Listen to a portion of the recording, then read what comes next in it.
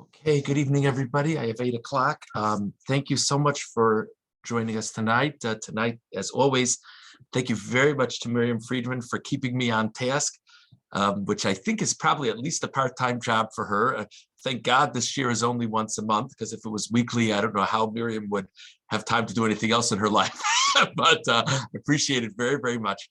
The topic for tonight is Lashon Hara. I really, really want to express my appreciation to the people who sent in questions. There were so many. I actually was quite moved by the number of questions that came in and the very specific scenarios. It's very inspiring for me, because obviously these questions that people ask about are things that we all do all the time, and people are really thinking about it. And to be candid, as I looked at the questions, it gave me pause about, oh, do I do this? Do I do that? Is that okay? Is that not okay? So it's very, I very much appreciate it. And as I said, I'm inspired that people are thinking so much about this. I want to give a little bit of what I would think of as a philosophical introduction to these halachos, because in general, of course, we would like halacha to be emotionally and spiritually meaningful, and not only a bunch of rules, though even if it's just a bunch of rules, we believe this is what God wants us to do. But I think particularly for Lashon Hara, I think if we have an outlook about it before we get started, I think it will make a lot more sense. Many of the things we say over the coming hour or so will make a lot more sense. Just imagine the following scenario, and my guess is many of us don't have to imagine it. Many of us probably have experienced it. Imagine walking into a room and you hear people talking about you. And they're saying something not terribly flattering. By the way, it's true. It's not that it's not true. It's true. There are unflattering things that can be said about many of us, probably all of us. How would you feel at that moment? By the way, let's take it one step further. The person doing the speaking is a good friend of yours, or a close relative, or someone who you've helped before. How would you feel about that? I think it's fair to say that the vast majority of us would be quite hurt and offended if we were to hear such a thing said about us. That, in a nutshell, is the halacha of Lashon Hara. It's basic interpersonal caring. If I wouldn't want those types of things said about me, how could I say it about someone else? Now, all the various questions that people submitted, I don't think any of these examples are malicious examples. I think we appreciate to speak maliciously about a person is terribly wrong. But it's true, and I'm saying it for some kind of reason. So it doesn't feel like it's unethical. And indeed, the halacha is that, technically speaking, we are permitted to say Lashon Hara about non-Jews. Now, it's not considered to be good character to speak ill of anyone if it's not for a good reason. And so it's not that we're not supposed to gossip about our fellow Jews, but we should feel free to gossip about our non-Jews. That's not right either. That's not how we're supposed to be as people. But the point is that it's not fundamentally unethical to say something true about a person, especially if there's some kind of purpose. But we have to see other Jews as our family, as the people we have to be looking out for, the people we have to be caring for. So even if it's true, and even if it's not malicious, but there's some reason why we're sharing it, we have to have an added sensitivity when speaking about Jews. Okay, so what? So can we never say anything negative about another Jew? So there's a conflicting issue. And the conflicting issue is, let's say by not speaking up, someone is going to have a terrible pitfall, because there's something that that could protect them from a terrible situation. So now we have conflicting principles. On the one hand, I'm not supposed to speak ill of another Jew. And on the other hand, if I don't speak, this third party who's not going to be forewarned might get into some real trouble, might be in a really bad situation. So there's this halachic tension, and that's what's called Lashon Hara litoeles, purposeful Lashon Hara. And we're going to see there's a number of rules that have to be fulfilled in order to share that. But it's not that sometimes Lashon Hara is not okay, and sometimes Lashon Hara is okay. And, really Lashon Hara is not all right. How could I speak about another Jew that way? Unless sometimes the need is so great and specific conditions are fulfilled, then it's not all right to say it. It's required to say it, because it's not that it's an optional thing. No, it's that there's this halachic tension of how can I stand idly by where another person is being damaged? So now I'm obligated to say something. So that's, I think, a little bit of a way to a prism through which to view these questions. I hope that makes a little bit of sense. As we do in general, I'm going to go through the list of questions. It's wonderful scenarios that are presented. Hopefully each scenario will have at least one wrinkle that was not addressed before. Try to set it up that way. And then at the end, I'll be happy to take further questions. Okay. Question number 1. May one discuss a company or school that he or she is no longer affiliated with but knows about? Specifically, if it is in the media, would that be okay even when the information is negative? It's a great question, and it happens all the time.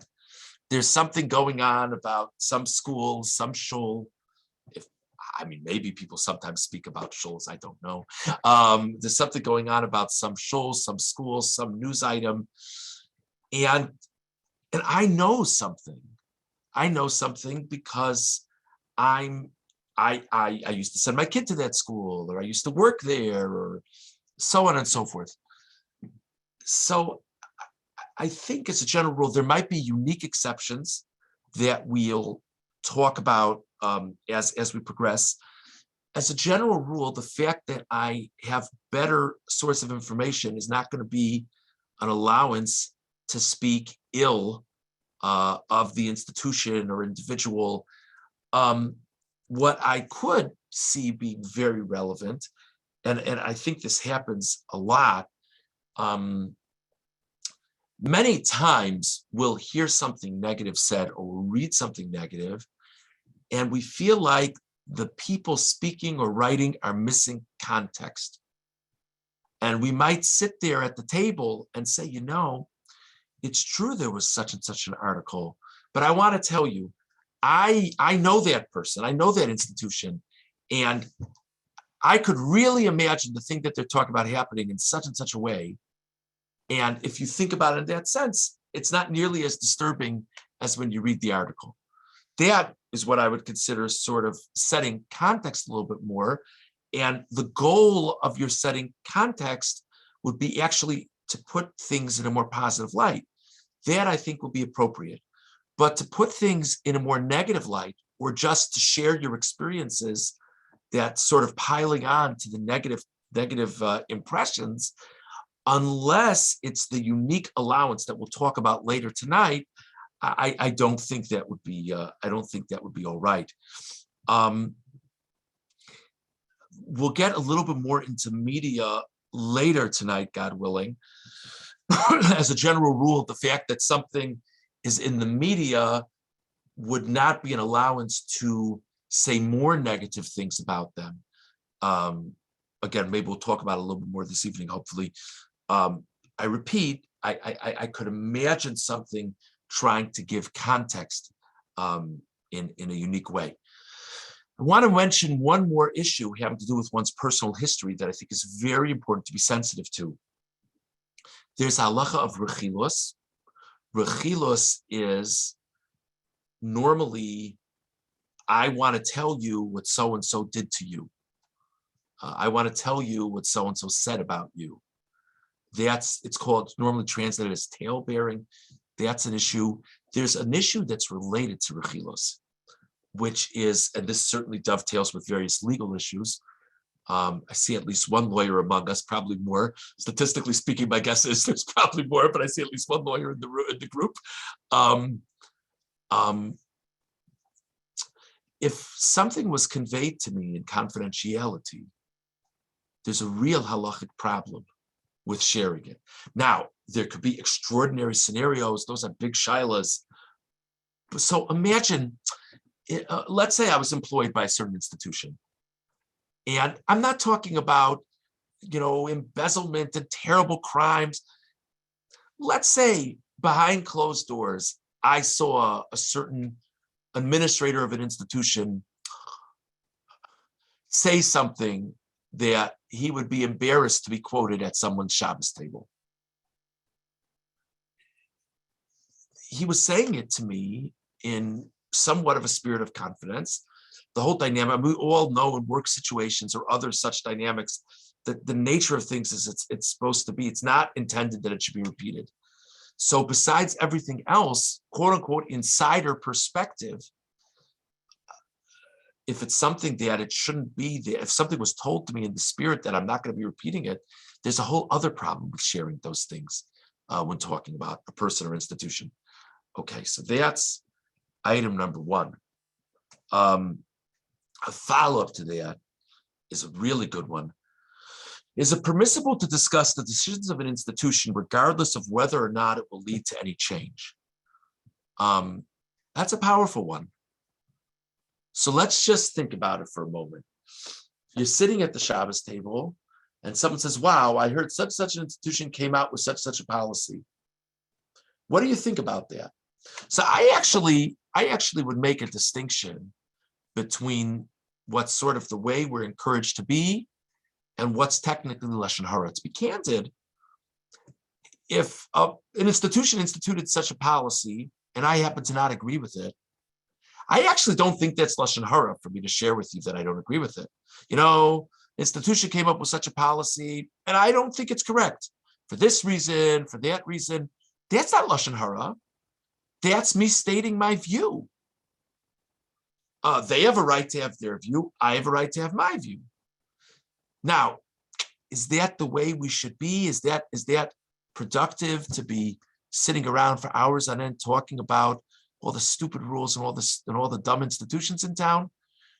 Probably it should be with moderation. I would think so.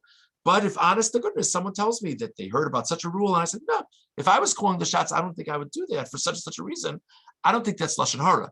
Now, for me to sit there and say, yeah, this institution says that policy, well, you should know they're hypocritical in 5 different ways when they set up that policy. That's probably more Lashon Hara. And then to just point out negative aspects of the institution, especially if it's not going to lead to any change. I'm just sitting around at the table talking about people and institutions. That probably would really be Lashon Hara. But for me to, honest to goodness, just share my different philosophical view, I don't think that's Lashon Hara. I hope that made some sense. Okay, this next one is a great question. How can you give someone negative advice about a restaurant? So let's just frame the situation for a second. By the way, just to magnify the issue, though I think we should be thoughtful even if it's not the case. Let's say the restaurant is owned by a Jew, again, so we have a greater responsibility of how we speak about, we should speak in a menschlich way about all human beings, but as a Jew, we have to be even more sensitive. Let's just imagine the situation. I didn't like my meal. Okay, new restaurant in town. I didn't like my meal. And someone says to me, hey, how'd you like it? How was it? I'm considering going there. How was it? So let's go through the theoretical options. I could say, as a matter of policy, I never speak about my experiences at a restaurant, which, I mean, technically speaking, is certainly not going to be Lashon Hara. I will say that you probably have already answered the question, to be very candid, but you could say I'd rather not go into it. You could say that. I don't think that's Lashon Hara. they might come away with an impression that's worse than you actually experienced. But to say I'd rather not go into it is, technically speaking, I don't think it's Lashon Hara. Now, if you sit there and say, "Oh Lord, don't even ask," that I think was Lashon Hara. I think "don't even ask" I think is a pretty strong statement. And I guess I would just wonder what actually transpired. My guess is that for most of us, what negative thing could we say about a restaurant? We didn't like the food. We didn't like the service. Okay. If a waiter or waitress threatened my life in the middle of the meal, I probably should be telling you that, right? I mean, we'll talk about what's called, purposeful Lashon Hara, but that's if I know someone who had to be hospitalized for food poisoning from their experience at the restaurant, I probably should be telling you that with the conditions that we'll set later.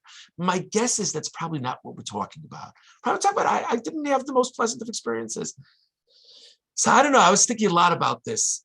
First of all, that beautiful phrase, "Al tam v'reach ein lehitvakeach," right? That people can have different opinions about taste and sense type things. So so what? So I didn't like the steak. So therefore what? So therefore you're not going to like the steak? So I think, having said that, to say it was wonderful, it was the best meal I've ever had, it's silly. It's not even true. Why should you say that? In some level, your friend deserves to get some guidance from you. I think it'll be reasonable if you did not particularly appreciate the experience. I think it'll be very reasonable to say something along the lines of, "I thought it was fair," or something along the lines of, "The specific dish that was offered to me didn't speak to me. I didn't care for it." I think it would be quite appropriate in that context to say, "But we're all different. I happen to not care for the experience, but it could be that you would." I think that's reasonable and healthy. To sit there gossiping for 20 minutes about how terrible the meal was, I don't think that's appropriate. I don't think it's fair. And perhaps you'll appreciate more where I'm coming from when we talk a little bit about the rules of speaking Lashon Hara. Again, if there was something utterly negligent about the restaurant, that it could be that it's appropriate to share. But absent that, that's what I would recommend. I hope that is sensible for people.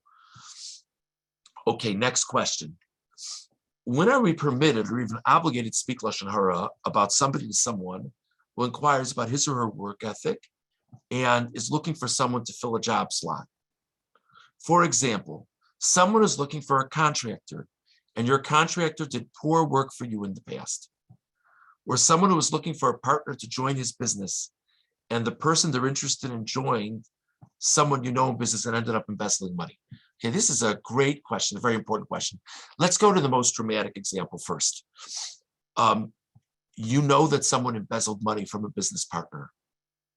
And now your cousin calls you up and says, you know so-and-so, he lives in your neighborhood. What do you think about me going into business with the person? That could ruin the person's financial life. They could steal thousands and thousands and tens of thousands and hundreds of thousands of dollars. It could be terrible. This is an example. See, my not liking the steak is probably not an example of lo samor al dam reyacha. Don't stand idly by over your brother's blood. This, where a person could lose a terrible amount of money, that's lo samor al dam reyacha. There's a strong halachic reason to warn the person this is not an honest individual. Either don't go into it or create protections for yourself. But now there are rules, okay? And the Chafetz Chaim famously talks about rules. It's normally broken down by the Chafetz Chaim into 7 rules. The way I process it, to me, it's easier to think of as 5 rules. I sort of tuck some of the rules together. I hope it's going to make sense. I'm going to go through it, bleed it, or I'm going to repeat it at least once, but I'll just go through it. If anybody ever takes notes, this is a good time to take notes. If you don't take notes, I promise I won't tell anybody about you that you didn't take notes, but because that would be Lashon Hara. But the five rules I want to mention are as follows. Number one, you have to know what you're talking about. You have to have, the real way the Chafetz Chaim says it is you have to have firsthand knowledge, and you have to be sure that you assess the situation correctly. Okay, so let's just think about this for a moment. You once heard that somebody was once suspected of being a poor business partner, and your good friend told you that they heard fifth degree that what it meant they were a poor business partner is they embezzled money. I mean, how many of us know the game of telephone? And so now someone asks if they should go into business with the person. You say, well, they've embezzled money before. That would be terrible. You don't know what you're talking about. Now, what you could say in that case is, I really don't know the details. I have heard things about this person as a business partner that have given me pause. But I can't go into detail because I don't have clarity about it. And I would encourage you to keep on asking questions. That I think would be appropriate. They might say to you, you're the one who lives in the area. Could you ask questions for me? And I think that would be appropriate. If you know the people involved, call up a person. By the way, it's a halacha. It's a halacha when you're speaking. When you're giving the information, it's a halacha when you're asking for information. You're supposed to say, I'm not just gossiping. I'm really asking for a very strong purpose. I know someone who's considering going into business with someone, or please know that if we were sitting at Shabbos lunch, I wouldn't be telling you this. I'm only telling you this because you're asking an important question. So you call up someone who you know had firsthand knowledge. People say about this person that they've embezzled money from business partners. Do you know anything about that? Can you give me any information about that? That would be an appropriate follow-up. Now, maybe though, you do know firsthand. Maybe you were the business partner. You know that they embezzled money. They embezzled it from you. Or you spoke, you have strong knowledge of it. It's not gossip on the street. And by the way, then there's another wrinkle. Sometimes we see someone doing something, but we're not sure of the context. I'll give you an example. I was once driving by some store, of people from, I'm making this up. This is not an actual story. I was driving by a store of people from the community that they were partners, and I saw one person screaming at the other. Okay. Have any of us never screamed at a business associate or a coworker? Never? Never? So even if you saw it directly, you have to have context. I don't want to go far afield. There's so much to talk about. I just read a story the other day. It was such a charming story. Moshe Feinstein. Moshe Feinstein, Zichrono Livracha, besides being a tremendous Talmud Chacham, was an angel of a human being. So there was a yeshiva student in Ramoshe's yeshiva who went to pick up Ramoshe and his wife from the bungalow that they were in over the summer. And he comes in and Ramoshe is screaming at his wife, "Don't forget your dresses." And this student finds that this is so out of character. Such a tzaddik, he's screaming at his wife, "Don't forget your dresses." And then he didn't know what to make of it. And then he saw that his wife wasn't wearing her hearing aids. So he was screaming at his wife so she should hear. So again, obviously that's a unique story, but it's a decent much of what we're talking about. Even if you saw one person screaming at another person, you need to have texture, you need to have context. to take from that is, oh yeah, oh, you don't want to be with them. They scream at their associates. I don't know. Was this a one-time thing? What was the context? So that's rule number one. You have to know what you're talking about. Hopefully it's firsthand knowledge that you know what you're talking about, and no context of what you're talking about. That's number one. I want to reiterate before we go on that if you don't know what you're talking about, but you hear people talking a lot about this person and different allegations made, I don't think it's appropriate to say the allegations, but I also don't think it's appropriate to say, yeah, sure, I haven't heard anything bad. I don't know anything negative. I think the appropriate response is something in between, which is, there are definitely things that have been said about this person. I'm in no position to give you an assessment of them, but I would encourage you to keep on asking questions. And maybe there's nothing to these allegations, but I don't know if there's fire or not, but I see some smoke. And it might be nothing, but you can't rely on me for this. You have to keep on asking questions. I think that's appropriate. The second one is very complicated.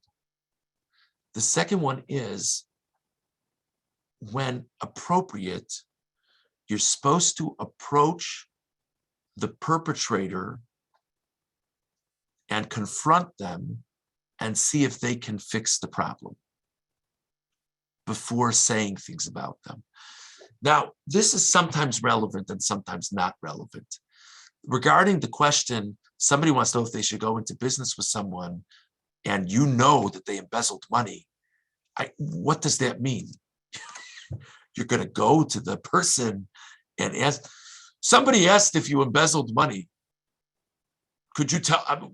What? How's that? If they've embezzled money before, the person isn't going to want to be their partner. What are you going to accomplish with that? And honestly, if they embezzled money, they're probably not honest. But you could imagine circumstances. I'll give you an example. Imagine this is someone who worked for you, who had to leave your company because of certain completely negligent practices that they did. Okay. Or maybe that, I don't want to spend too much time on theoreticals. So you could theoretically call up the person. This is very hard to do. You could theoretically call up the person and say, listen, I was called about this. You know that I know things firsthand that are not very flattering about you. The halacha is that it's appropriate for me to share this. I'd much rather you share it. It's probably not such a realistic example either. What's more realistic is there's some shidduch and there's information that really, really, really is appropriate for the other side to know. So, and you're under the impression, and you know this information, you're under the impression the other side isn't aware of this information. It'll be appropriate for you to call up the party that's been quiet and say, listen, I know you're in a shidduch. I hope it all goes wonderfully, but you and I both know that there's information that needs to be shared. If need be, I'm going to share that information. I think it'll be much better if you shared it. And understand that I'm going to be following up with the other side in a week to ask if you shared the information. That's very steep. And probably one of the biggest takeaways from this discussion tonight is probably that people have things that they can ask shilas about more freely now. Because some of these situations, it's not going to be relevant. The example of the embezzler, of course, it's not relevant. It doesn't make any sense. That you should go to the person and ask them how can you even trust the person for what they're going to say? But I think the shidduch example, I think this is very relevant. Rule number 3, this is a real hard one. You can't exaggerate.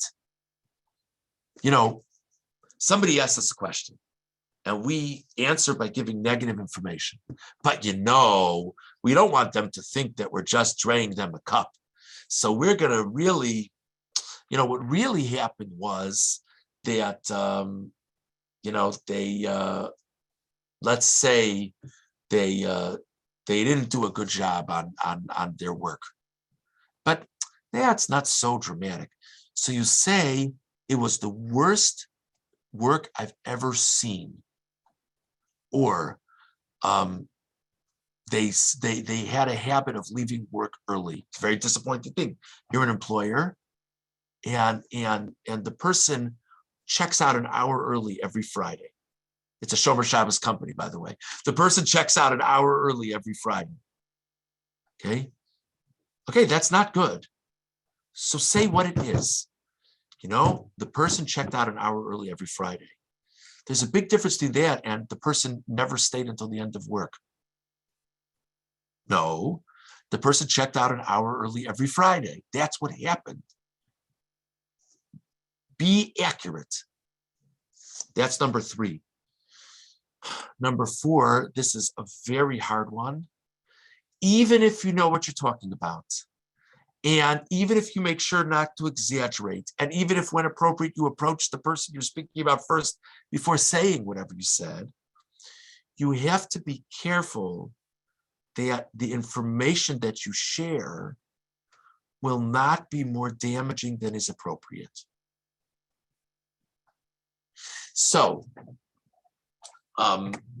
you could have a situation sometimes that there's, so I guess the easiest way to think about this is, let's go back to a shidduch, and it's not that the world revolves around shidduchim, but it lends itself to some of these examples pretty well. Okay, sometimes you get a call about someone, and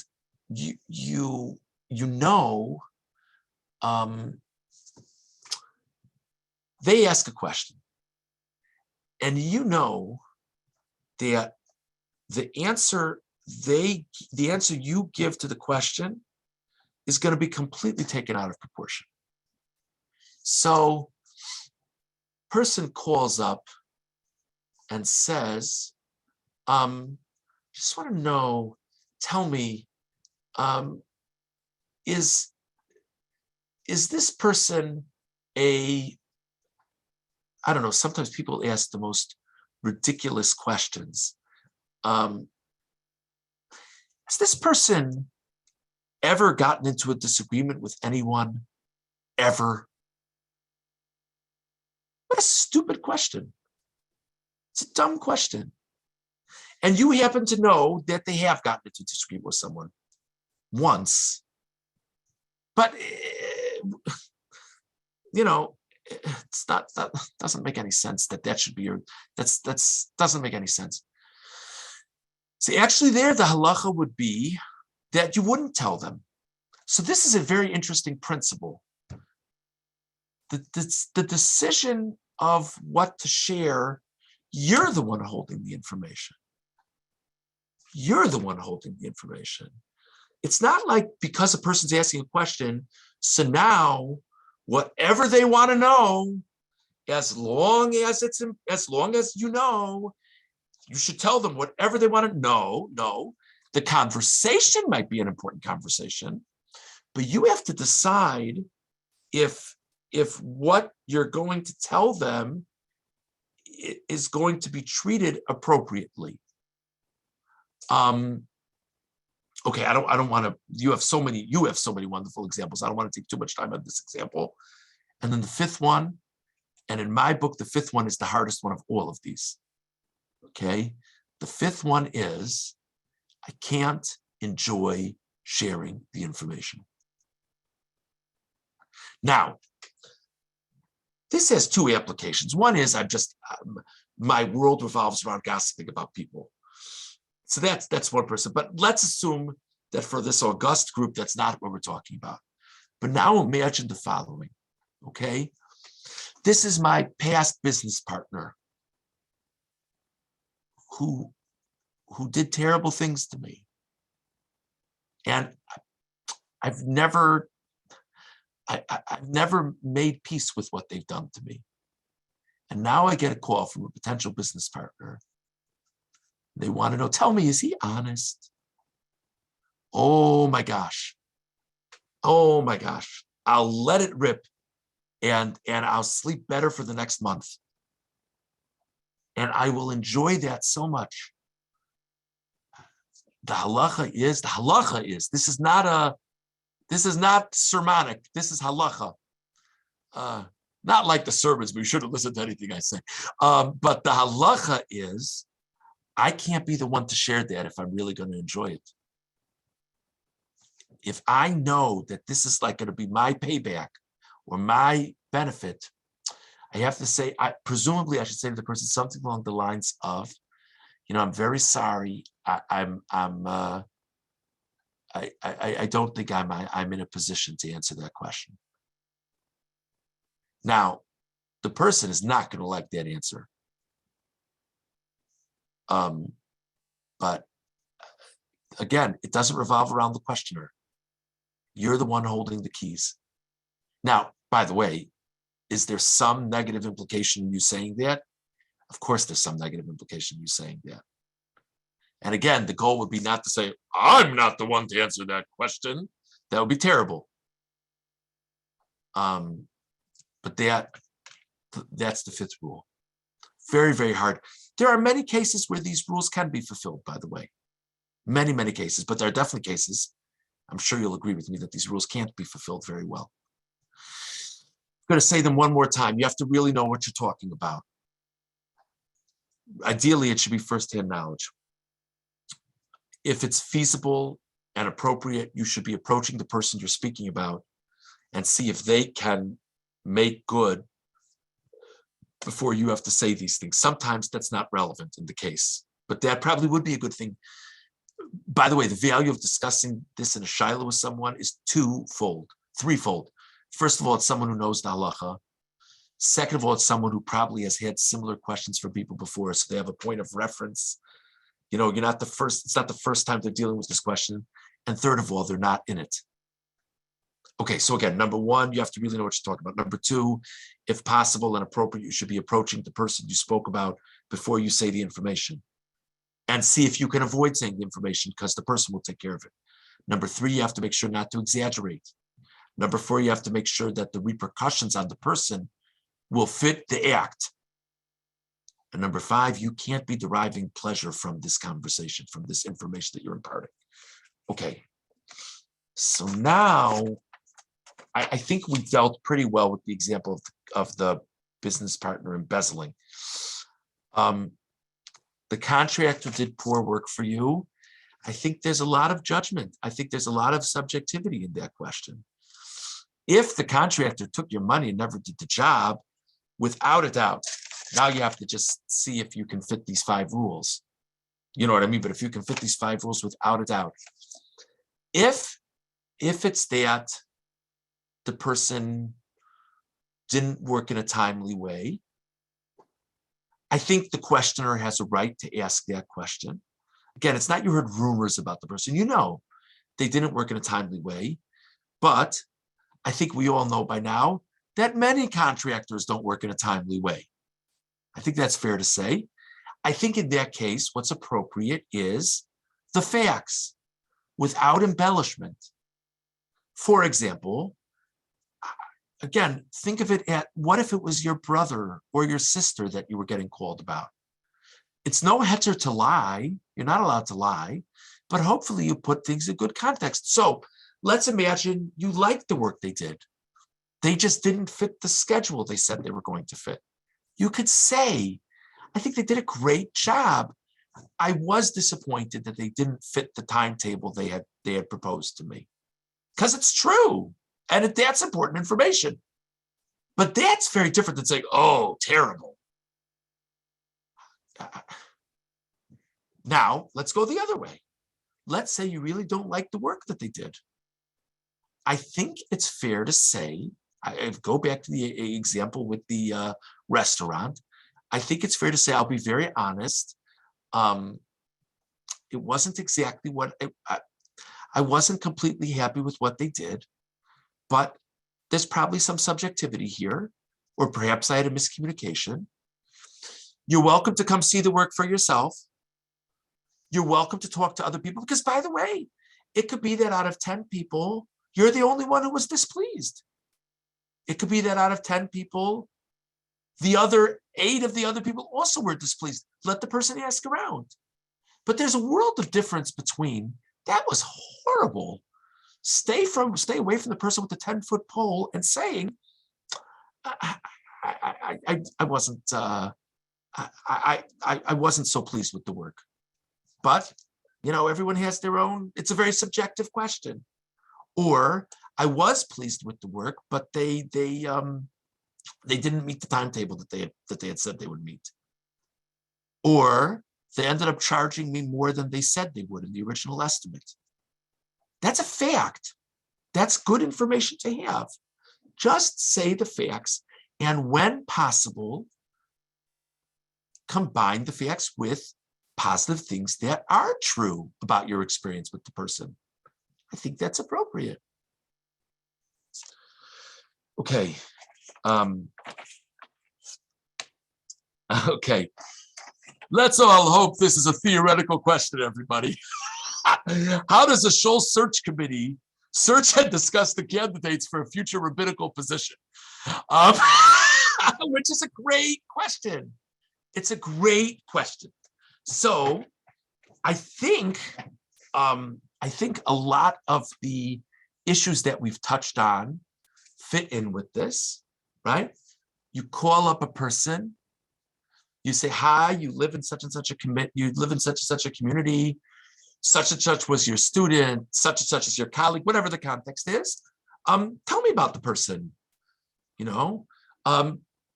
hopefully you'll hear a lot of great stuff. I mean, thank God you people didn't check my references, but that's water under the bridge at this point. But hopefully you'll hear a lot of great things. It's possible you hear some things that are not as positive because no one is perfect. And maybe for your shul, these things are very important. It could be that for one shul, how the rabbi is with kids is an essential component of the job. It could be for another shul, it's really not that relevant. It could be that in one shul, the rabbi as fundraiser is a vital component. It could be in another shul, no one asks that of him. But it's important for you to know what are his strengths, what are his weaknesses. It's certainly worthwhile. And this is a halachic issue. It would not be appropriate to randomly call someone up and start schmoozing and not say why you're asking the question. Because to just gossip about someone, tell me, is it true that he always comes late to every class? Is that true?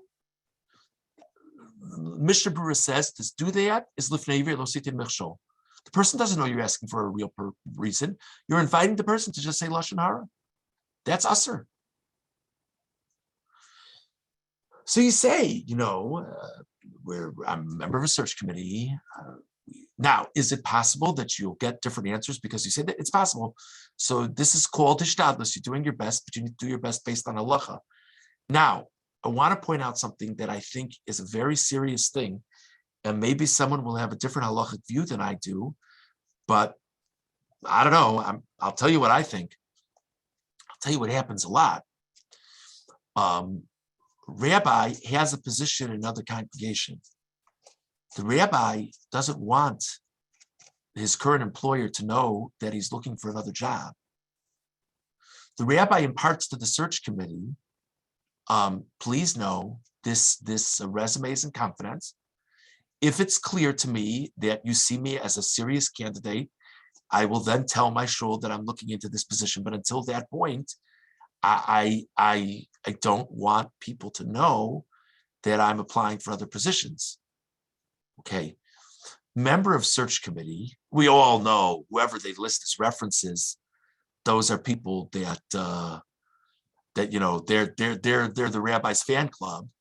You don't want the rabbi's fan club. You want the average person in shul. Maybe you'll be really lucky and you'll have the chairman of the rabbi hater club. Maybe you'll hit pay dirt, So what do? You call up a random person from the community that you know. You say, tell me about the rabbi. He's applied to a job in our shul. As far as I'm concerned, that's an issue d'oraisa. Person told you something in confidence. Who are you to do that? Now, at some point, if your committee thinks, this person's a viable candidate, at some point, hopefully, the rabbi will, and you might very well say, listen, my friend, at some point we're going to have to publicize what's going on with you. Or you might even say, we need to ask more people from the shul what you're like. We need some permission and not just the names that you give us. Okay, you could decide how to play it, but when you were given information specifically in confidence, to then violate that confidence because it's important for you, that man might lose his job because of this. Who are you to do that? So I think that's a very interesting example, and I appreciate it. All jokes aside. Great question. And I apologize, we're probably going to go over the time. Anyone who needs to get off, I won't be offended in the slightest, and this is being recorded, but there are so many wonderful questions. Can I talk about someone if the information about this person is in the paper or on social media? That's a great question. So there's another Jew who, unfortunately, there's very unflattering articles written about in the newspaper. First of all, I just want to say, maybe maybe it's an indicator of how not socially media savvy I am, but I think the fact that something is on social media is not ground. Well, you have to take everything on the newspaper with a grain of salt, at least. But if you need at least 3 grains of salt if it's on social media. That's what I think. But maybe I'm wrong. I don't know. Okay, so if something is in the media, so there is a halacha about if something is widely known, and certainly if something is in the media, it has status as being widely known. Basically, the halacha is that if you're sharing this for a reason, for a constructive reason, it's permissible. But if you're sharing it for gossip, it's not.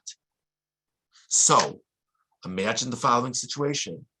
There's an exceedingly unflattering article written about a person. Should not be the topic of Shabbos conversation. Wow, I wonder how they caught him. Wow, so interesting.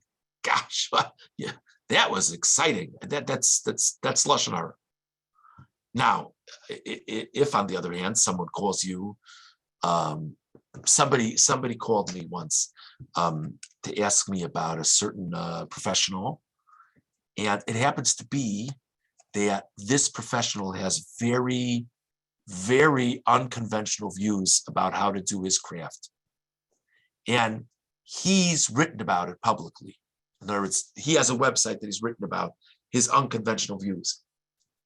So I said to the person, I said, okay, you just need to know, these are the person's views. You're welcome to check it out for yourself. That wasn't gossip. And I said, decide, does that bother you? Does that not bother you? But the person's very open about it. So that's a really clear case because the person themselves, wrote it. Let's say there's a newspaper article. You want to know if, okay, I'll give you one. You want to know if so-and-so is search committee. You want to know if so-and-so is a good rabbi. I don't know the person well, whatever, but I'll tell you one thing. There are news stories about the friction between this rabbi and other people in the community. I'm making, this is a theoretical example. I'm not thinking of anything when I say this. Okay, so that's purposeful information. Maybe the search committee cares about that information. Maybe they don't care about that information, but it's out there. Just Google his name. It's all out there. So I hope I answered that question. Okay. May I call and volunteer my opinion about a shidduch even if no one asked for it? It's a very important question. Thank you. So I think it should be apparent by now that it makes a big difference of what we're talking about. Someone has certain health issues. Someone has certain experiences that really, for good reason, could make a difference to the other party. If it's possible, if it's not going to create a terrible situation, ideally, it would be that somebody would share something, would come to the person and say, listen, I know you're in a shidduch, it's great. Just want to share, have you told the person about such and such? Many, many times that's not feasible for us. And the person will be terribly offended by the question. In that case, it probably is appropriate to call and share that information, but you better know what you're talking about. You better know what you're talking, better really know what you're talking about. Not that you heard some rumor. And this is also, you can't exaggerate it. And it has to make sense that this will be something that it makes sense that you're calling about. By the way, if you just don't think the personalities will mesh,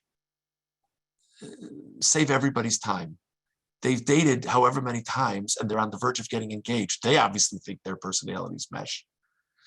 If it's that, you should know their grandfather's brother once was thrown out of shul. That has nothing to do with anything. Why? You're going to mess up a shidduch for something that's so ridiculous. Why do you think that's important? But if it's something that you think is significant and you have reason to believe that the party doesn't know about it, it probably does make sense to call.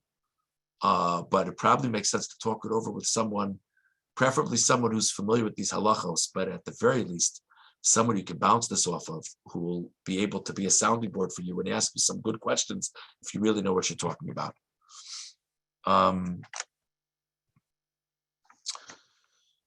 Okay. What if you hear someone speaking Lashon Hara and you know it's not the truth? Can you interrupt and say something? So first of all, even if it is true, it would be appropriate for you to interrupt. Halacha is, it's prohibited for the person saying Lashon Hara. It's prohibited for the person hearing the Lashon Hara. You actually are making yourself an audience to Lashon Hara. Now, how does one stop it?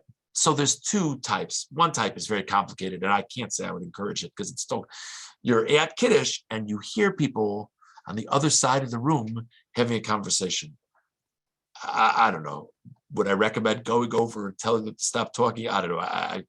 I don't know. By the book, I guess the answer is yes, but I don't know if that's going to be fruitful. But what's much more relevant, I think, to us is you're in a conversation and someone says, oh my gosh, the funniest thing happened at shul today. Oh, were you there? Or you weren't there? Oh, I'll tell you what happened. And it's going to be something that's going to be embarrassing to someone. It takes a lot of strength. But the right thing to do is to say, I'm really not comfortable talking about that. I really don't want to know. And then if what's said is actually not true, if you know for a fact it's not true, then it's all the more so. I'll tell you something. I actually was there, and that's not what happened. Again, you have to know your customers, and maybe you'll get into a worse fight and argument because of that now. And maybe it'll make the situation worse. I don't know. But if you're dealing with someone who, listen, we all say Lashon Hara sometimes. It doesn't mean they're a bad human being because they're saying Lashon Hara. And many times people benefit from being set straight. And many times people appreciate being set straight. You have to do it derech eretz, but hope I answered that question. This is a great, great question.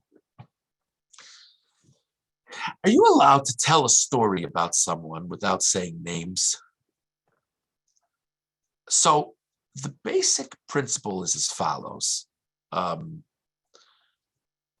If your audience is not going to know who you're talking about, it would be all right. And obviously it's not a mitzvah to tell those stories, but my guess is it's probably helpful to do it, because if you don't do it, if you decide you're never going to say anything negative about anyone ever, whether or not the identity is known, that's a surefire way to be binging on Lashon Hara within the week, I think. So if you can frame yourself so I will confess, I definitely do this sometimes. I would like to think I don't do it about making fun of people, but sometimes a person could frustrate me. I'm sure we've all had that experience. Person said something very hurtful to me. So I want to get it off my chest. So I come home, I tell my wife, let me tell you what someone said to me today. I don't tell them who. I leave out whatever details would would be indicative of who it is. So I don't say, so my, the person who taught the period after me in school said something to me. That it's very easy to figure out who it is. I might as well say the person's name. That's prohibited. But there's hundreds of people who could say something hurtful to me. So I say to my wife, someone said something hurtful to me, and I leave out any indicating aspects or details. I think that's fine. If, on the other hand, it's very obvious from context, there's nothing magical about saying the person's name or not saying the person's name. If it's very obvious from context of what I'm talking about, it's a problem. Okay, so this next question is so important. So let's change the situation. Your boss at work said something did something problematic, said something hurtful, and you don't know how to get out of it. You don't know how to deal with it, and you need someone's advice. And it's core to the question. It's not just like somebody said something to me. It's about my boss. And the way I would deal with it if it's my boss is different than if I deal with it if it's my coworker, different than I would deal with it if it's my employee. It's different. And by the way, it could be that the person who really can give you good advice is the person who worked in the company themselves. So they really know who you're talking about. So the bottom line is, in such a circumstance where you're asking for a very productive reason, you really need guidance. Again, we're not talking about trying to come up with an excuse to gossip. You have to be honest with yourself. You're not gossiping. You need advice. You need guidance from somebody. And the only way to constructively share the thing is to share the situation.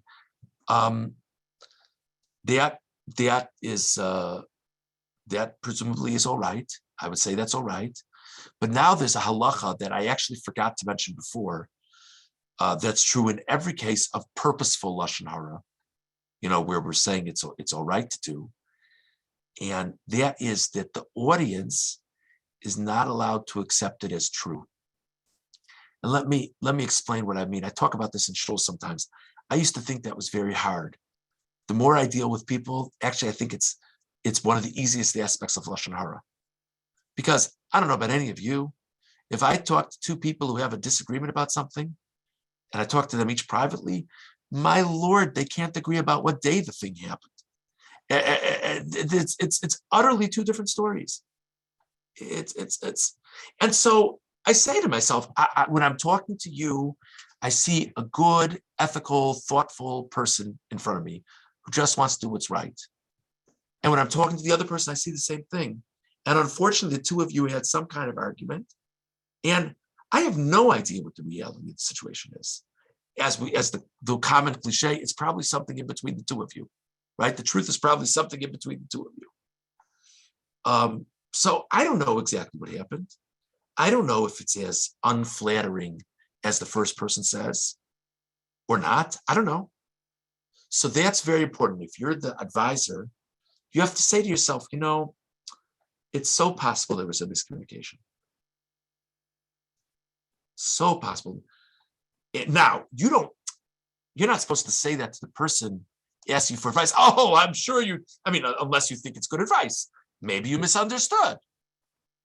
But you're not obligated to tell the person, oh, you probably don't know what you're talking about.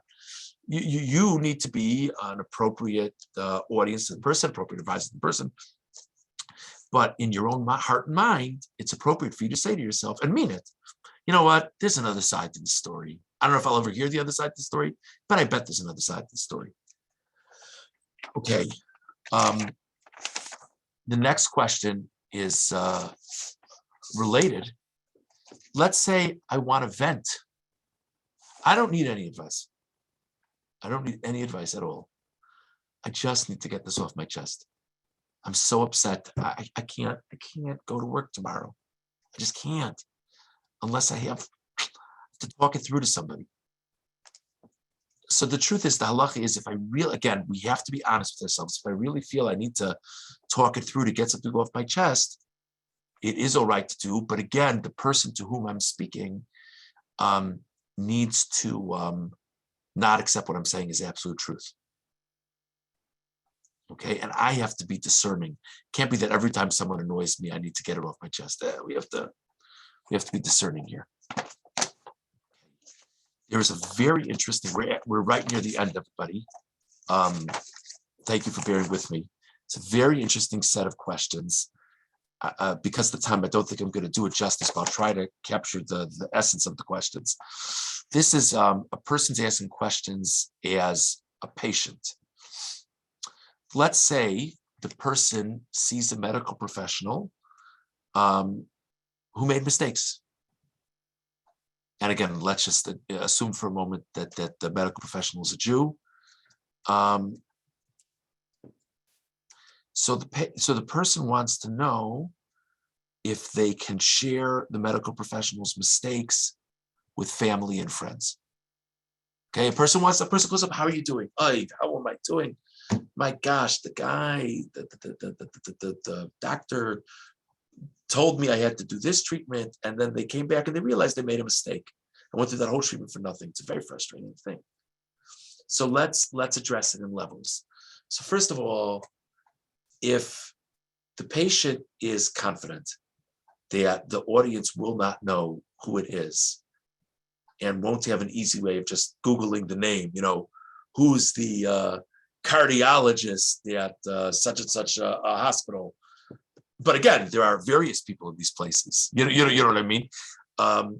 So if the person is not sharing the name of the doctor and there's enough other possibilities that it's not clear who the person's talking about, I would say it's fine. Now, the question becomes sharper.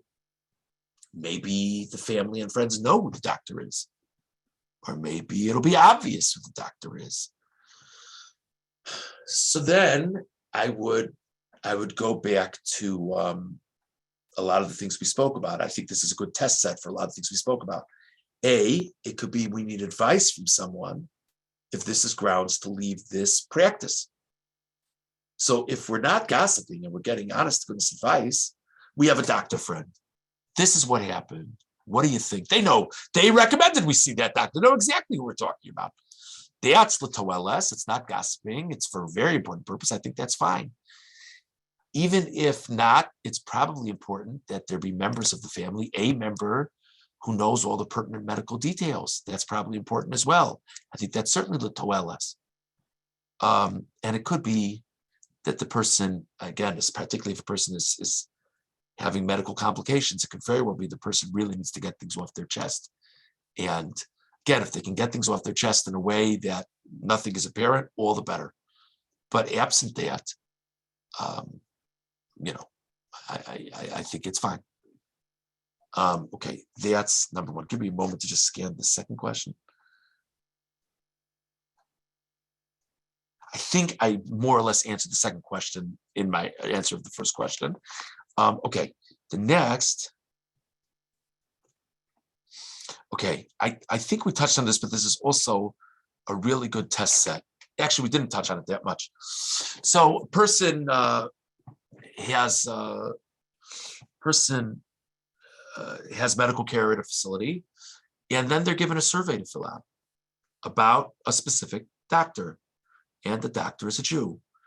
Now, of course, if they have wonderful things to say about the doctor, that's great. No shaila, go for it. What if they have not such wonderful things to say about the doctor? I would assume, my guess is that sometimes, I don't know, my guess is that sometimes there is concrete feedback given to the doctor based on the response to these surveys. It could be that the doctor would benefit from knowing such things, but maybe. But let's say you have some very, very disappointing things to share, very disappointing things. And they're so disappointing that it might cost the person a promotion, it might cost the person their job. So I honestly would think, first of all, I think it's important to make sure to not exaggerate, right? Especially if we're frustrated. We have a way of exaggerating things. We have to be careful not to exaggerate. Um, I think we have to, again, and maybe ask someone's advice, maybe even ask someone in the medical profession's advice. Is this important information to be imparted? In other words, maybe, maybe, maybe the hospital should know this. Maybe the hospital really should know this. Maybe this is really, really malpractice. Then it's essentially lo samel adam reyacha for the next patient. As long as you know what you're talking about and you're not exaggerating, I think it's probably appropriate to share it. But if it's something that, I don't know, I don't know, I suppose this is true in the medical profession. I assume it's true in other things. If there's something that like almost looks worse on paper than it actually is, if that makes any sense, then probably maybe it's better not shared. But I will say very clearly, I wouldn't say that we should lie in a positive way. In other words, maybe we shouldn't fill out certain things, but to say, oh, he was great when he wasn't, I wouldn't say that.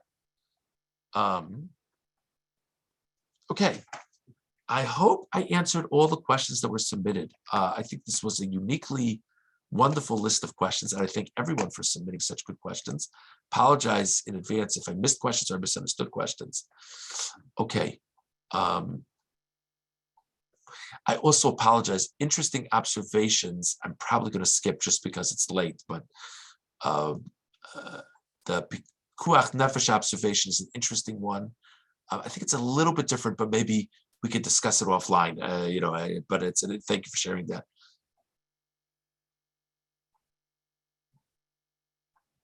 Right, we addressed that.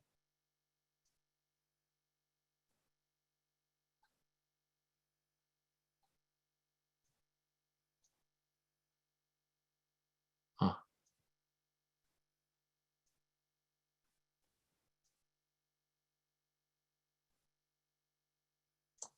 It's very interesting. Again, if there was more time, I would share the observation from the service provider. I appreciate it. It's a very interesting observation. If there's more time, I would share it. Thank you very much. Great question. Is it Lashon Hara to tell my spouse about something our child did or said? I definitely don't think so. I think it's fine. Not fine. I think it's appropriate. We're a team. We're trying to raise our child together. I think it's appropriate. I think it's appropriate. Now, I will say, and I'm sure I'm guilty of this, but if I say it to everybody on the Zoom, then I don't feel as guilty anymore. I would definitely say we have to be careful about Lashon Hara about our children to other people. If our child will be embarrassed about us sharing a story with other people, why is it okay to share it? My child did the silliest thing. And if the child was sitting there was, oh my gosh, please don't say that. Please don't say that. So why is it okay to say it? Just because it's funny conversation? It shouldn't be okay. But parents or parents discussing anything with a teacher or a mental health professional, et cetera, all those things I think are very appropriate.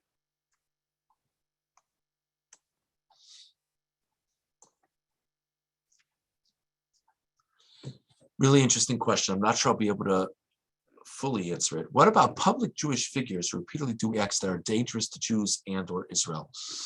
So you have people who are very public, other Jews are very public about doing things that hurt our nation. It's public. Again, if it's just gossiping to gossip, I still don't think it's right. But if it's so widely known to express frustration and to talk about how we should deal with it, and I think that would be okay. I hope I answered the question. It's an interesting question.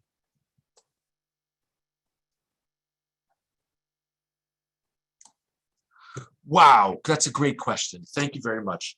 And this is at least the last question that's been submitted by chat. So we're almost there, everybody. How should a matchmaker handle a single's unrealistic expectations in a potential match? Okay, I think that's great. So let's just give a theoretical scenario. A person calls up and he asks, tell me, I'm looking for someone who's patient and never, whatever, some perfect combination. And if it's anything less than that in any of the character traits that I mentioned, I'm not interested. So to me, I think it's reasonable to say, oh yeah, this person's perfect. I don't think that's true. I don't think we should say that. And I don't even think will help much because this is kind of, I think it's good. I think it's good at that moment to say, listen, I really appreciate your calling. Again, maybe I'm projecting. I do this sometimes with people, but maybe it's different because I'm a rabbi. I'm a little more of a quote unquote position of authority in some sense.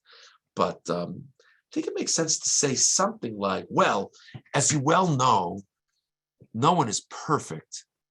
By the way, something that I say to a lot of people in the call about shidduchim, before I start talking, I said, let me just clarify one thing. I'm straight, okay? When I say something, I mean it. It's not like a euphemism for something else. Please understand that. So then a person asks, are they perfect in all aspects of life? So I think it's fair to say at that point, well, I'm sure you realize that no one is perfect in all aspects of life. I'm sure you realize that this is not completely realistic. I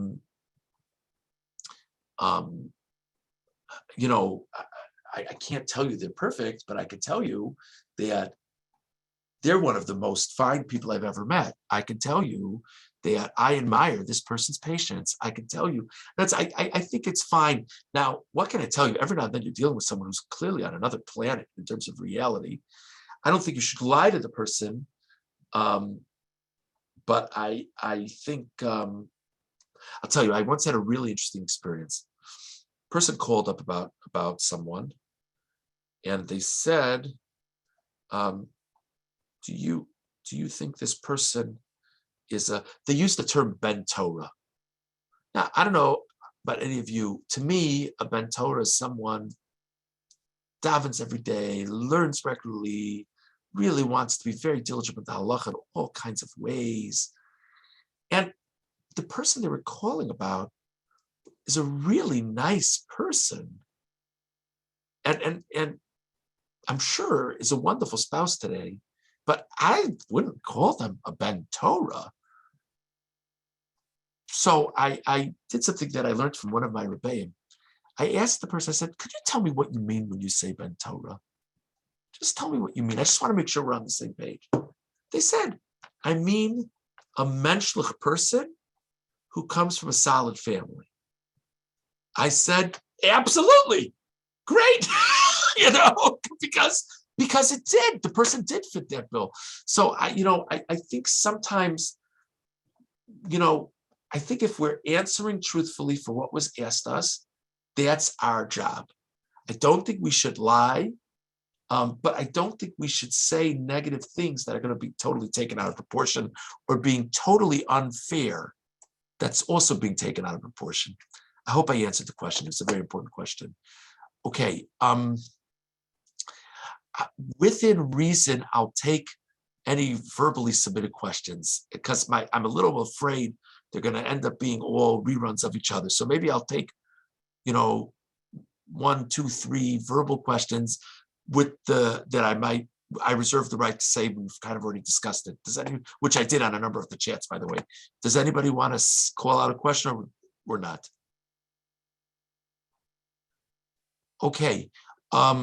Thank you very much for bearing with us, everybody. Thank you very, very much to the people who submitted the questions, and thank you very much to Miriam. If we could hold on for another minute or two to talk about the next topic. There have been some really good topics suggested to me.